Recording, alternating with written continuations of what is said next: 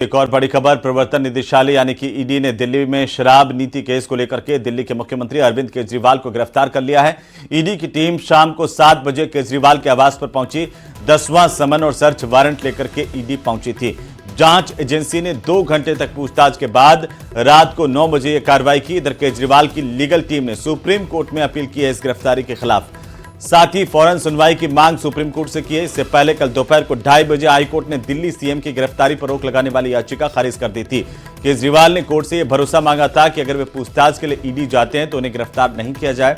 Court ने साफ किया कि केजरीवाल को ईडी के सामने पेश होना होगा, उनकी गिरफ्तारी पर रोक नहीं है। इससे पहले ईडी ने केजरीवाल को 17 मार्च को 9वां समन भेजा था। केजरीवाल 19 मार्च को समन के खिलाफ हाईकोर्ट पहुंचे थे। शराब नीति केस में केजरीवाल को इस साल 27 फरवरी, 26 फरवरी, 22 फरवरी, 2 फरवरी, 17 जनवरी और इसके बाद 3 जनवरी और 2023 में 21 दिसंबर और 2 नवंबर को समन भेजे गए थे। अरविंद केजरीवाल की गिरफ्तारी के बाद उनकी रात ईडी के लॉकअप में कटी। अरविंद केजरीवाल को आज एमपी एमएलए कोर्ट में पेश किया जाएगा। ईडी अरविंद केजरीवाल का रिमांड मांगने की कोशिश करेगी, रिमांड लेने की कोशिश करेगी। वहीं केजरीवाल की लीगल टीम ने सुप्रीम कोर्ट में अपील कर फौरन सुनवाई की मांग की है। केजरीवाल की गिरफ्तारी पर रोक को लेकर के सुप्रीम कोर्ट सुनवाई कर सकता है। तो यह बड़ी खबर इस वक्त की। यह पहला मामला जब सिटिंग सीएम की गिरफ्तारी हुई है। इससे पहले हेमंत सोरेन के मामले में ईडी ने हिरासत में लेने के बाद हेमंत सोरेन ने राजभवन जाकर के मुख्यमंत्री पद से इस्तीफा दिया था। बहरहाल केजरीवाल की तरफ से यह साफ किया गया है कि वे जेल से ही सरकार चलाएंगे।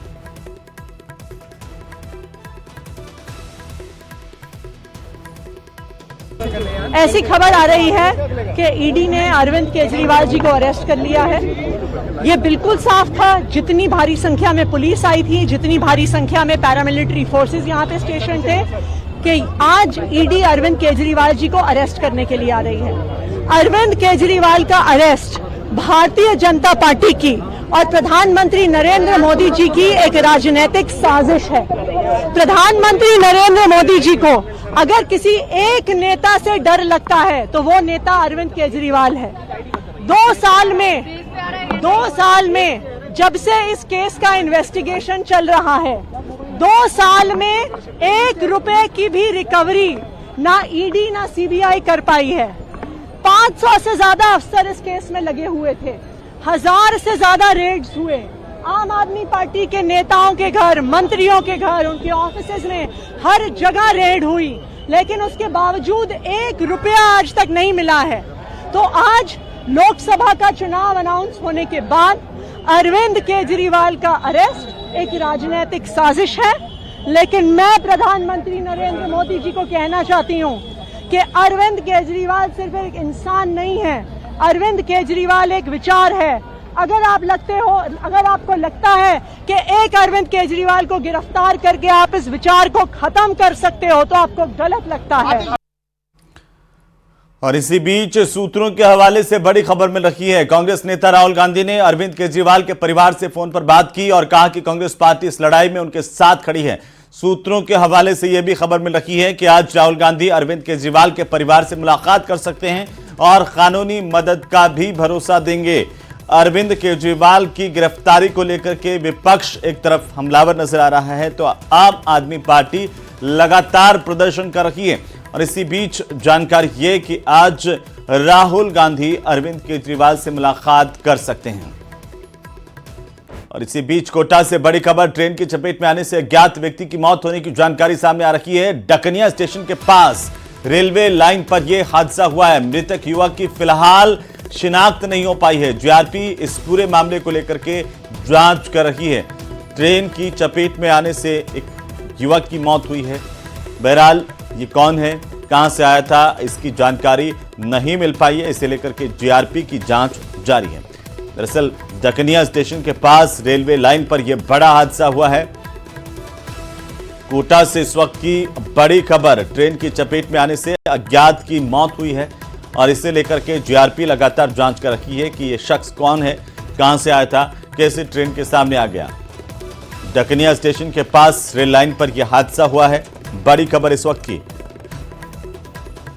तो डकनिया स्टेशन के पास में ट्रेन की चपेट में आने से एक व्यक्ति की मौत होने की जानकारी सामने आ रही है।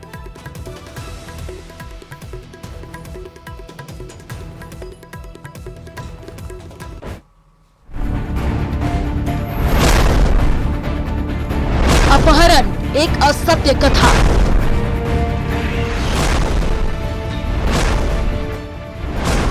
अभिभावक की अविश्वसनीय व्यथा।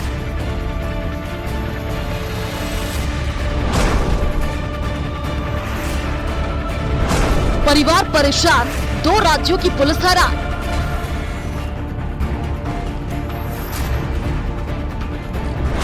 ख्वाहिश के लिए रची खौफनाक साजिश। झूठ पर झूठ, भांजा गया फूट। ब्रिजेंद्र सारी जानकारी देता है कि विदेश जाना चाहते थे, इसलिए अपहरण की कहानी रची और उसमें लाखों रुपए की डिमांड की गई। हर माँ बाप को सचेत करने वाली खबर। फर्जी किडनैपिंग का इंदौर कनेक्शन। न्यूज 18 पर अपहरण की इनसाइड स्टोरी।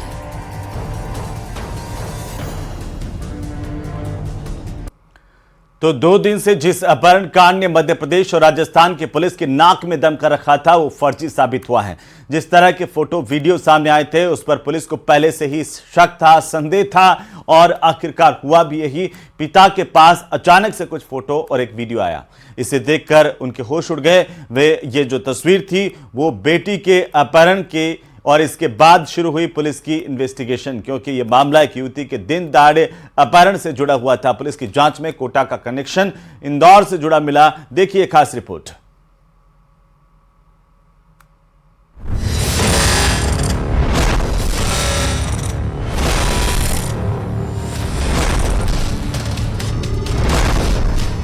हाथ पांव बंधी एक लड़की की तस्वीर ने उन बच्चों के अभिभावकों के दिन का चैन और रातों की नींद हराम कर दी, जिनके बच्चे कोटा में डॉक्टर इंजीनियर बनने का ख्वाब लेकर पहुंचे हैं। तस्वीरें देखने के बाद अभिभावक सहम गए, क्या पता बदमाशों की लिस्ट में अगला नाम उनके बच्चे का हो।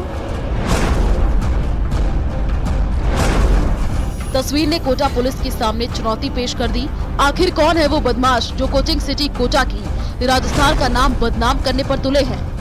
इन तस्वीरों से न सिर्फ कोचिंग सिटी बल्कि मध्य प्रदेश की शिवपुरी की रहने वाले लड़की के परिजन भी परेशान थे। छात्रा का अपहरण करने के बाद बदमाशों ने उसके परिजनों से 30 लाख रुपए की फिरौती मांगी, जिससे छात्रा के परिजन दहशत में थे। 2 राज्यों की पुलिस तफ्तीश में जुटी।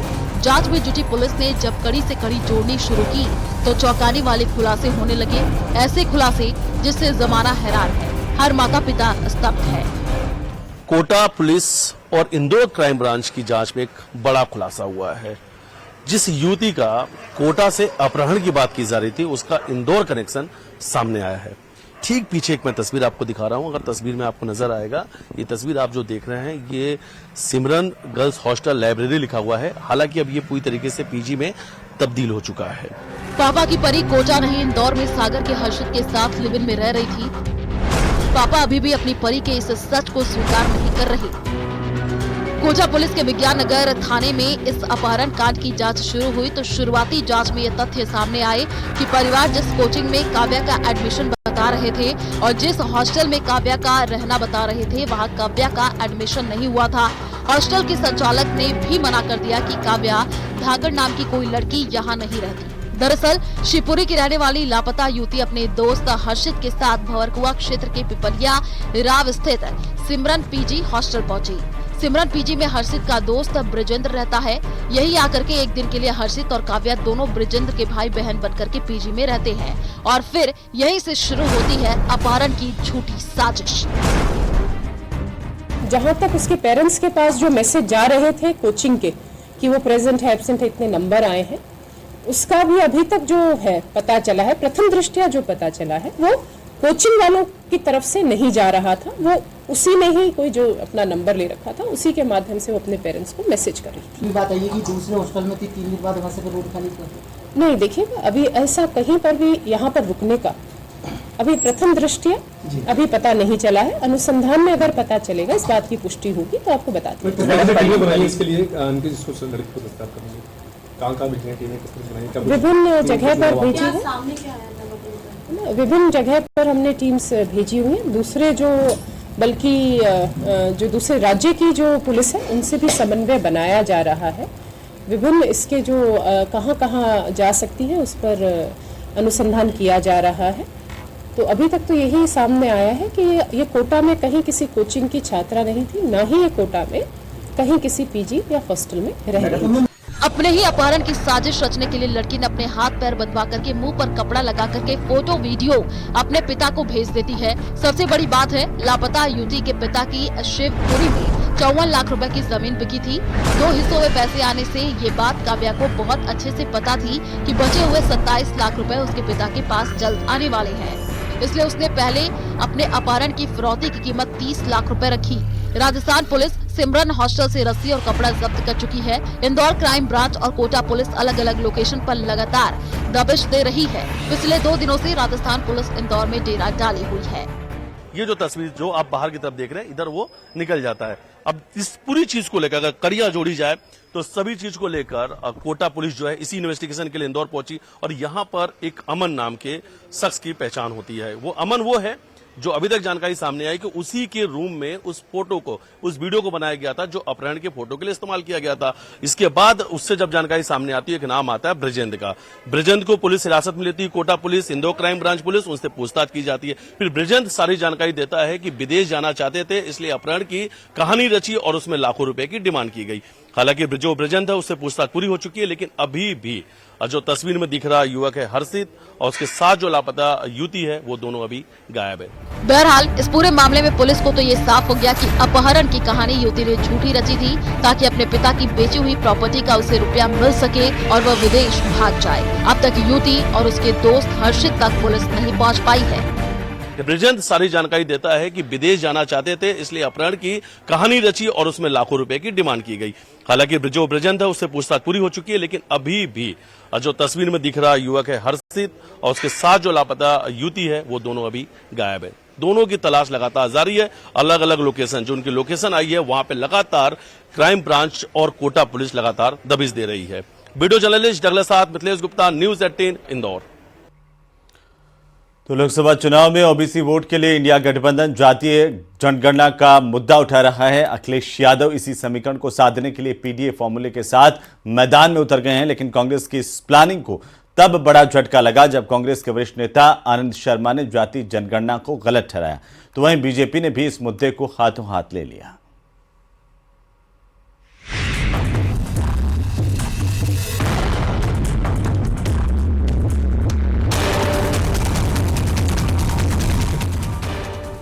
बिहार में जातिगत सर्वे के बाद देश की राजनीति में एक बार फिर दलित और ओबीसी पर सियासत तेजी से गर्मा गई है।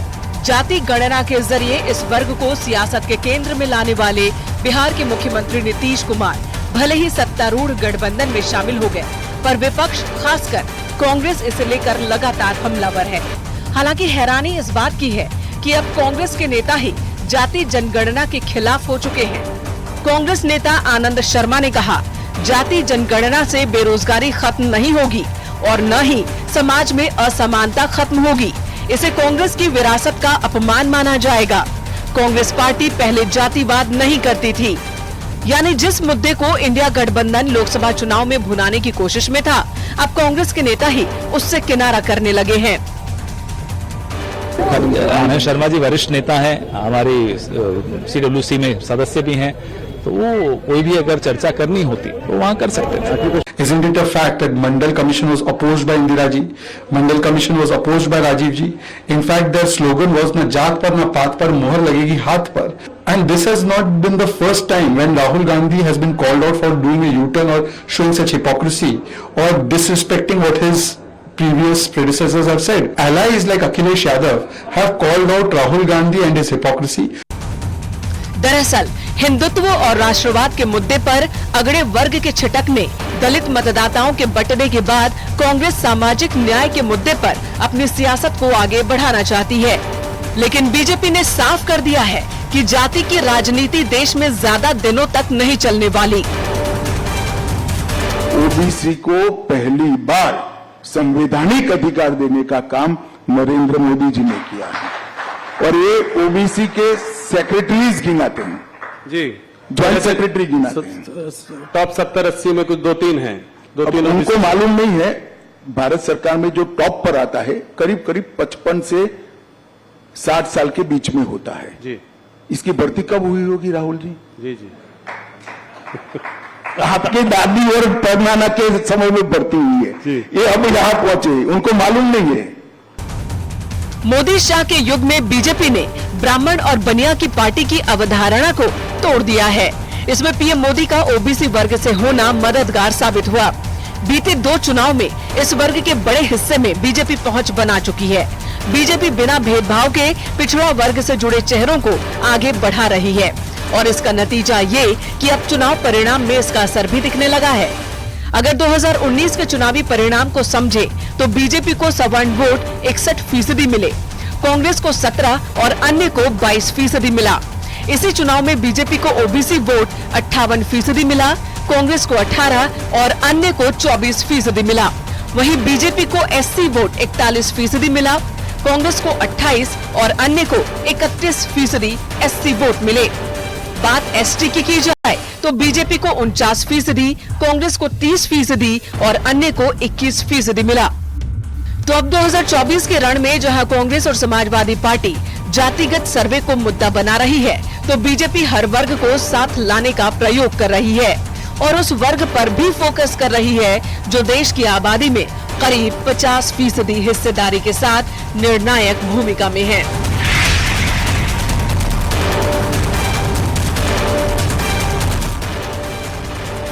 वहीं डॉक्टरों के खिलाफ होने वाली कार्रवाई अब सार्वजनिक की जाएगी। राजस्थान मेडिकल काउंसिल ने सजा पाने वाले डॉक्टरों की जानकारी सार्वजनिक करने का निर्णय किया है। रिपोर्ट देखिए।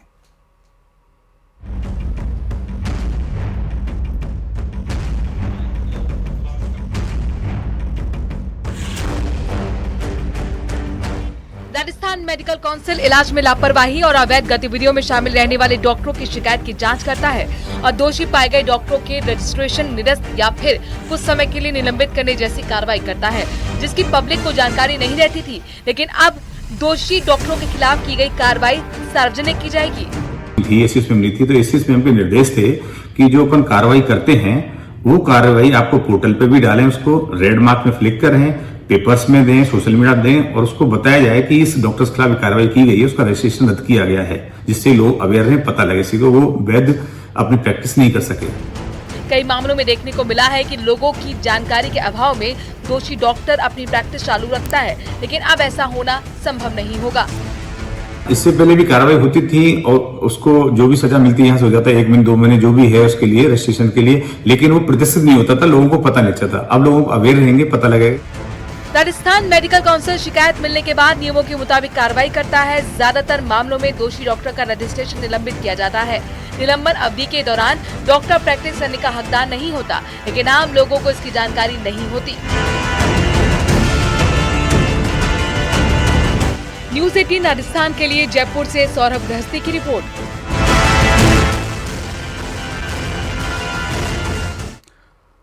तो वहीं केंद्रीय जल शक्ति मंत्री और बीजेपी से तीसरी बार जोधपुर संसदीय क्षेत्र से प्रत्याशी गजेंद्र सिंह शेखावत गुरुवार की रात को पोखरण में होली पर्व के फागोत्सव कार्यक्रम में होली के रंग में रंगे हुए नजर आए। मंत्री ने पोखरण नगरपालिका की पूर्व अध्यक्ष भंवरी देवी पुरोहित से आशीर्वाद लिया और कार्यक्रम स्थल पर केंद्रीय मंत्री गजेंद्र सिंह शेखावत पर पुष्प वर्षा की गई और इस दौरान शेखावत होली के फागोत्सव रंग में रसिया कार्यक्रम में पहुंचने पर पालिका अध्यक्ष मनीष पुरोहित के नेतृत्व में उनका स्वागत किया गया और शेखावत ने पोखरण में पालिका अध्यक्ष के घर पर फागोत्सव रंग रसिया कार्यक्रम में होली के रंग में शिरकत की।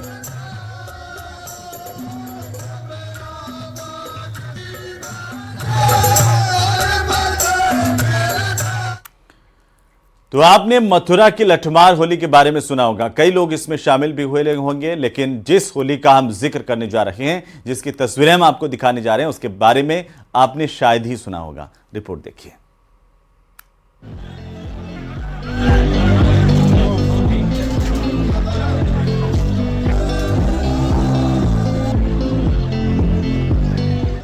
चमड़े से बनी डोलची में भरा पानी, सामने खड़े अपने साथी की पीठ पर पानी से जोरदार प्रहार। जितनी तेज आवाज होती है उतना ही खेल का मजा आता है, खिलाड़ियों का जोश बढ़ता है। खास बात यह है कि प्रहार झेलने वाले को प्रहार करने का मौका भी मिलता है। पानी का खेल रियासत काल से चला आ रहा है। आज आधुनिक काल में इस खेल की महत्ता बहुत बढ़ जाती है, जहां नौजवान एक दूसरे पे आप देख रहे हो कि पानी की डोलची भर भर के और प्यार के साथ मारते हैं। डोलची मार होली में बच्चे, बूढ़े और जवान ही नहीं, हर जाति और धर्म के लोग हिस्सा लेते हैं। इस खेल में पानी काफी लगता है, इसीलिए। और इसी के साथ ही इस बुलेटिन में फिलहाल इतना ही, और छोटे से ब्रेक के उस पार देखिए राजस्थानी गीतों का आपका चहेता कार्यक्रम गोरबंद। नमस्कार।